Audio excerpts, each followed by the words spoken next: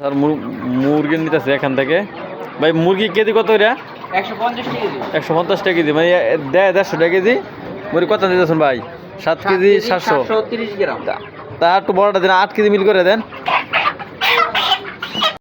গোশ দিয়ে আজকে খিচুড়ি পাক হবে আজকে না। এখানে 10 কেজি মুরগি আছে, মানে মুরগির গোশটা 8 কেজি চাল আছে, মানে এখানে খিচুড়ি পাক করবো আজকে। খিচুড়ি পাক হবে এই গোস্ত দিয়া, মানে 10 কেজি গোস্ত আছে, এখানে খিচুড়ি পাক করবো। খিচুড়ির জন্য ডালটা বেজে নিতেছি। আদা বাটা, পেঁয়াজ বাটা, রসুন বাটা আস্তে আস্তে। এই পেঁয়াজটি হচ্ছে মেরে ফল্লা দিমু।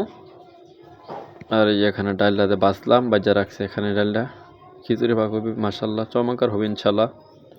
এখানে গোশটা নির্গায় রাখলাম, মানে খোলায় রাখছে এখানে। একটা বসাইলাম, এখন খিচুড়ি বসামু। মানে তেলটা ঢেলে দিলাম, একবার বোতলে তেল ইউজ করতেছি। পেঁয়াজ দিলাম,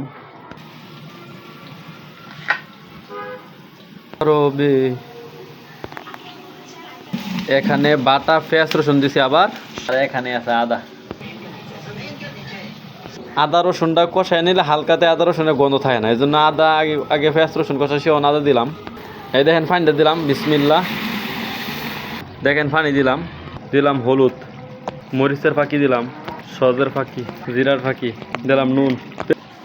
এখানে কষাইতে যখন যত কষা মতো তত খিচুড়ি মজা হবে। এখন গোশটা দিয়ে দিলাম, এখানে গোস্ত কষানো হচ্ছে খিচুড়ির। চাল ডাল দিয়ে দিছি, আমাদের হয়ে গেছে প্রায়, আর একটু অল্প কিছুক্ষণ লাগবে, তাই হয়ে যাবে।